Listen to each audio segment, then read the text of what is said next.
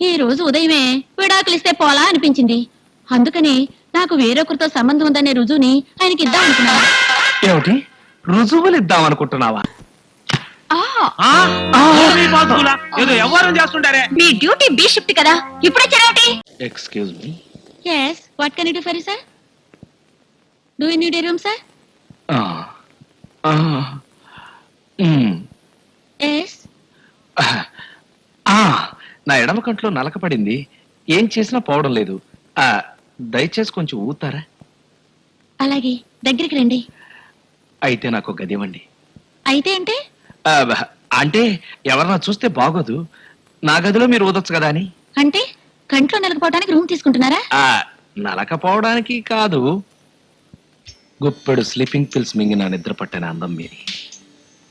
శవాలు కూడా లేచి కూర్చుని చప్పట్లు కొట్టే అందం మీది. నిజానికి కంట్లో నలగ పెడితే దాన్ని తీసుకోవడానికి రూమ్ ఇవ్వరు. స్పెషల్ కేసుగా భావించి మీకు ఇస్తున్నాను. థ్యాంక్స్. వెళదామా? ఎక్కడికి? నా గదికి. నా డ్యూటీ ఇవ్వడానికి ఇంకో గంట సేపు పడుతుంది. అది అవ్వగానే నేను వెంటనే వచ్చేస్తాను. గంట దాకా కంట్లో నలగతో ఎలా? అసలు నేను గది తీసుకుంటే అందుకు కదా. అంటే నలకు ఉదగానే వెళ్ళిపోతారా? అంతే కదా, ఆ తర్వాత రూమ్ తో నాకేం పని? ఓకే, మీరు వెళ్ళండి, నేను త్వరగా వచ్చేస్తాను. Thank you.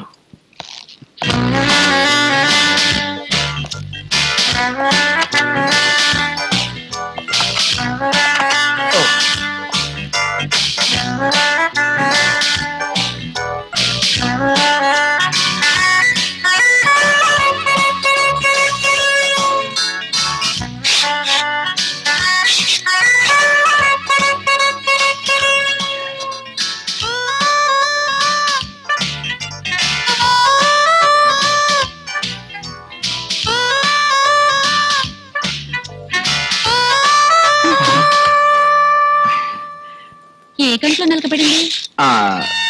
ఇందాక ఏ కన్నా చెప్పాను? గుర్తులేదే. నాకు గుర్తులేదు. గుర్తొచ్చింది.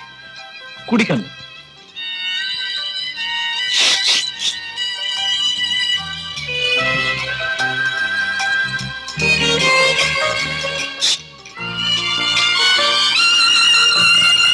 పోయిందా? పూర్తిగా పోలేదు, రైట్ సైడ్ నుంచి లెఫ్ట్ సైడ్కి వచ్చింది. ఓహో, ఊదటం లేదే. బాగా అలసిపోయాను, కాసేపు ఆగి. అలాగే. నలకపోయాక ఎందుకేగా గది తీసుకుంది? అందుకు మీకు అభ్యంతరం లేదుగా? Please go head. వద్దు, తీసే ఉంచండి. మూసే ఉంచాలి. ఎందుకు మూస్తున్నారు? తీసే ఉంచాలని మీకు తెలీదా? నువ్వు చెప్పేది ఏమిటో నాకు అర్థం అవట్లేదు. ఇంతదాకా వచ్చాక దాగుడు ముద్దలు ఎందుకు? మీరు మా ఆయన పంపించిన మనిషేగా. నేను మీ ఆయన పంపితే వచ్చానా? అవును, సంవత్సరం క్రితం అనుకుంటాను. మా ఆయన ఆఫీస్ పని మీద ఊరికి వెళ్తూ 4 రోజుల్లో వచ్చేస్తానని చెప్పి వెళ్లారు. ఆయన్నట్టు పంపించి నేను వంటింట్లో పాలు కాస్తుంటే వెనక నుంచి ఎవరు నన్ను కౌగులించుకొని ముద్దు పెట్టుకోపోయారు. వెంటనే నేను, మా ఆయన 4 రోజుల దాకా రారా ఆనందరావు, నువ్వు ఆఫీసుకు సెలవు పెట్టరాదు అన్నాను. వచ్చింది మా పక్కింటి ఆనందరావు అనుకుని, కానీ వచ్చింది మా ఆయనే. అప్పటి నుంచి విడాకుల కోసం ప్రయత్నిస్తూ ఆధారాల కోసం తిరుగుతున్నారు. కానీ నేనే దొరకటం లేదు. ఈ రోజు ఉదయమే పోనీ విడాకులిస్తే పోలా అనిపించింది. అందుకని నాకు వేరొకరితో సంబంధం ఉందనే రుజువుని ఆయనకి ఇద్దాం అనుకున్నాను. ఏమిటి రుజువులు ఇద్దాం అనుకుంటున్నావా? ఎస్, ఈ గదిలోకి రాబోయే ముందే మా ఆయనకు ఫోన్ చేసి చెప్పాను, ఫోటోగ్రాఫర్ ని గది కిటికీ దగ్గరికి పంపమని, ఆయనకు కావలసిన ఫోటోలు తీసుకోవచ్చని. ఏమిటి ఫోటోగ్రాఫర్ కూడా వస్తారా? కాస్త ఆగండి, మీరు మా ఆయన పంపించిన మనిషే అనుకున్నాను. కాకపోతే పోనివ్వండి, ఆ ఫోటోలో ఉన్నది నేనే అని మీరు జడ్జికి చెప్పేస్తే చాలు. మా ఆయన మీకు తృణమో పణమో ఇవ్వకపోడు. నీ తృణం వద్దు, పణం వద్దు. నేను నిజంగానే కంట్లో నలక తీయించుకోవడానికి ఈ గది అద్దెకు తీసుకున్నాను. నీ మీద ఒట్టు, నువ్వు చచ్చినా పర్లేదు. మంచి ఛాన్స్ పోయింది. ఆగండి, ముందు స్ట్రిప్ పోకర్ గేమ్ ఆడాలి. స్ట్రిప్ పోకర్ గేమా అంటే? ఇలాంటి సందర్భాల్లో ఫ్రాన్స్ లో ఈ గేమ్ తప్పనిసరిగా ఆడతాం. చూడండి, మీది రెడ్ కలర్, నాది బ్లాక్ కలర్. మీరు రెడ్ కార్డ్ తీయాలి. పొరపాటున మీరు బ్లాక్ కార్డ్ తీశారనుకోండి, ఓడిపోయినట్టే. ఓడిన వాళ్ళు ఏం చేయాలో తెలుసా?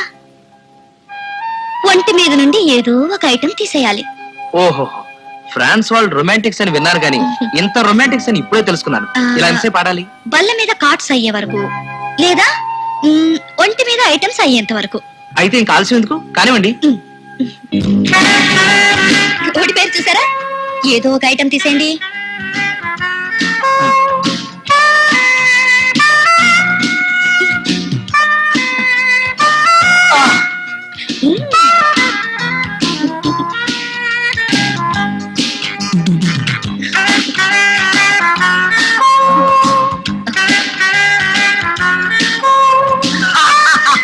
ఇప్పుడు డిసైడ్ చేసుకోండి మీరే వెపుతారు.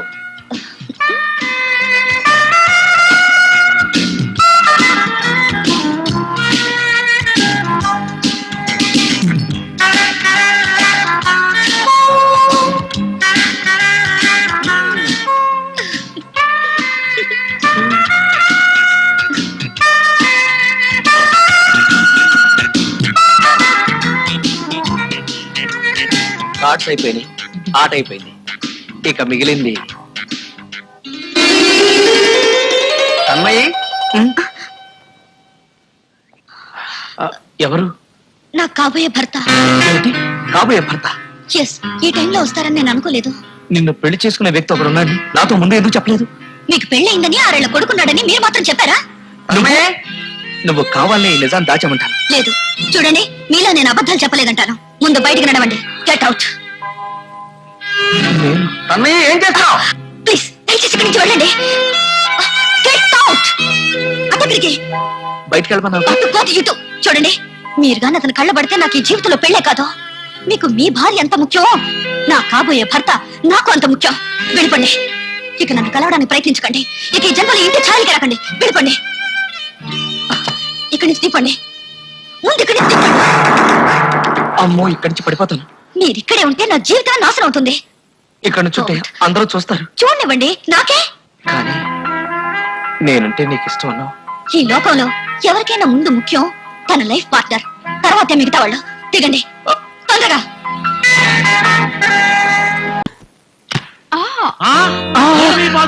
ఏదో వ్యవహారం చేస్తుంటారే. చూసారా, నీ చెప్పలా మా ఆయన ఉత్త స్టూపిడ్ అని. అయినా మీ డ్యూటీ బి షిఫ్ట్ కదా, ఇప్పుడే చెరవటి. ఎట్టా నేను షిఫ్ట్ మార్చుకున్నానులే. అయ్యా మందలు చెప్పమంటే మాట మారుస్తుండవే. నీ మొహం చూస్తుంటే చీదర పడతా ఉంది. ఓ మిమ్మల్ని రావండి, ఎందుకండి అంత కోపం? నేను చెప్పేది కొంచెం వినండి. ఎట్టా వినమంటావే? నీ ఎవరు నీ కళ్ళారా చూస్తుంది కంటే మన ఇద్దరికి కుదరదు కానీ నాకు చెల్లు. సార్, నా గురించి మీ ఇద్దరు విడిపోవడం ఏమీ బాగలేదు. మీరు ఊరుకోండి. రావండి, చాలా కాలం నుంచి మీతో ఒక విషయం చెప్పాలనుకుంటున్నాను. నేను పోయే. పాపం వినండి. మీరు ఊరుకోండి. భార్యాభర్తల పోట్లాట్లో బయట వాళ్ళు మీరు తలదొచ్చకండి. రావండి. చాలిపోయే. యావండి, ఆగండి. యావండి, మీరు కోపం తెచ్చుకోకుండా నీ చెప్పే మాట కొంచెం విని వెళ్ళండి. ఏందంట నువ్వు చెప్పేది నేను వినేది? 6 నెలల క్రితం మన ఇంటికి వచ్చిన ఫ్రిడ్జ్ చూసారుగా. అయితే 4 నెలల క్రితం వచ్చిన కలర్ టీవీ, 2 నెలల క్రితం వచ్చిన వాటర్ కూలర్ చూసారుగా. అవన్నీ ఈయనే కొనిచ్చారు. ఎట్టా మరి ఆ మందుల ముందే చెప్పొచ్చు కదా. నన్ను చెప్పనిస్తేగా. ఇవన్నీ నేను కొన్నాను. మధ్యలో మీరేమిటండి? మా వ్యవహారంలో మీకేం పని? అబ్బాయి మన ఇంటికి వస్తే అట్లా నిలబెట్టి మాట్లాడుతుండవే, మంచి మర్యాద ఉండబల్లా. అది నేను చూసుకుంటాను, కానీ ముందు మీరు బయటకు వెళ్ళండి. సర్లే, నేను పోతుంటా కానీ మళ్ళా ఎప్పుడు వచ్చేది? భోజనం చేసుకుని ఏదైనా సెకండ్ షో పిక్చర్ చూసుకొని రండి. అబ్బాయా, నీ పేరెందుకనే? వరుణ్. అన్నీ ఉన్నాయి, అన్నీ కొనిచ్చినావు, ఒక్క వాషింగ్ మిషన్. సర్లే, మీరిద్దరు చూసుకోండి. అబ్బాయి జాగ్రత్త. విశ్వేశ్వరి, నిన్ను అర్థం చేసుకునే భర్త దొరకటం నిజంగా నీ అదృష్టం. లేకపోతే ఈ పాటికి ఎంత గొడవ అయిపోయి ఉండేది. నాకు బీపీ రైజ్ అయిపోయింది అనుకో. అది సరే, ఫ్రిడ్జ్ టీవీ నేను కొనిచ్చానా? ఇవన్నీ ఆయనకి తెలియకూడదని నా జీతంతో కొంటున్నానని ఆయనతో అబద్ధం చెప్పాను. మరి ఇవన్నీ ఎవరు కొనిచ్చినట్టు? మీలాంటి వాళ్ళు ఇచ్చిన డబ్బుతో. అంటే నువ్వు ఆ టైపా? కాదు, ఫ్యామిలీ టైప్. అటువంటి టైప్ ఒకటి ఉందా? అయినా మీరంటే నాకెంతో ఇష్టం, మీరంటే నాకెంతో ఇష్టం అన్నావుగా. అలాగే చెప్తే మీరు సంతోషపడతారని అన్నాను, కానీ నిజంగా ఇష్టం ఉండి కాదు. 500 ఇవ్వండి. 500? ఎందుకు, దేనికి? నా సర్వీసెస్ కి. ఎలాంటి సర్వీసెస్ అంటే నాకు ఇష్టం ఉండదు. ఇవ్వకపోతే నువ్వు ఇక్కడ నుంచి కదలలేవు. నువ్వా? నన్ను నువ్వు అంటావా? ఉత్తి నువ్వు కాదు, పోడి నువ్వు. తీ. నేను ఆ? ఆ! ఆ! ఛీ! ఇంత అందమైన అమ్మాయిల చిత్రాలు ఉన్న ఈ గదిలో చందమామ చదివే ఈ గుడ్ బాయ్ ఎవరనుకుంటున్నారా? ఇతను గుడ్ బాయ్ కాదండి, గొప్ప ప్లే బాయ్. చదివేది చందమామ కాదు, మీరే చూడండి. ఈయన పేరు త్రయంబకం. మా ఆవిడకు తండ్రి, నాకు మామ. వయసు 62, మనసు మాత్రం 22. ఈ శాల్తీ హిస్టరీ చెప్తే మహాభారతం అంత అవుతుంది. మన కథకు అది అనవసరం కాబట్టి జస్ట్ ఒక పెట్ట కథ. ఊర్లో ఇన్ని లాడ్జింగ్లుంటే ఈ కొండ మీదకి పట్టుకొచ్చినవేటి? ఓపెన్ ఎయిర్ లో సరసం ఎలా ఉంటుందో చూడాలని చాలా కాలంగా నా కోరిక అంతం. పదకంతం ముందు తైలం చేతిలో పడాల. నీ కష్టానికి ఇది సిస్టమ్ కదూ. ఏటిది 200? అవును మరి, పెట్రోల్ ధర పెరిగింది, తపాలా రేట్లు పెరిగాయి, రైలు ఛార్జీలు పెరిగాయి, ఆఖరికి మల్లెపూల ధర పెంచేస్తున్నారు. Okay, that's all right.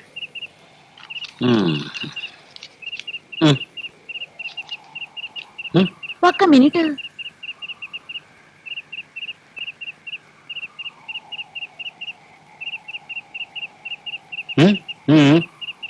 మళ్ళీ మళ్ళీ ఆడుకుంటాం చెప్పండి.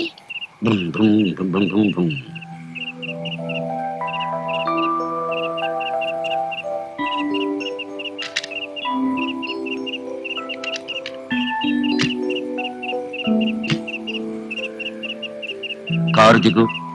ఎందుకేటి? ఇది టాక్సీ. ఇక్కడి నుంచి ఊళ్ళోకి వెళ్ళడానికి 1000 రూపాయలు అవుతుంది. ఇది టాక్సీనా? ఇదో పుట్టించి. ఇప్పటి నుంచే పెట్రోల్ ధర పెరిగిందా, తపాలా రేట్లు పెరిగాయా, రైలు ఛార్జీలు పెరిగాయా, ఆఖరికి నీ ఖర్చు కూడా పెరిగిపోయిందా? నీ భాగవతం అంతా 10 మందికి చెప్పి నీ పరువు తీపోతే చూడు. చూడు కాంతం, నీ అక్క చింతామణి అడుగు. నా గురించి నీకు తెలియని వివరాలు చాలా చెప్తుంది. అవసరం నీది, మీటర్ పెరిగిపోతుంది, త్వరగా తేల్చుకో. ఎత్తలే పద. అమ్మా, ముందు తైలం చేతిలో పడాలి. సర్లే తీసుకో. That's good. ఓకే.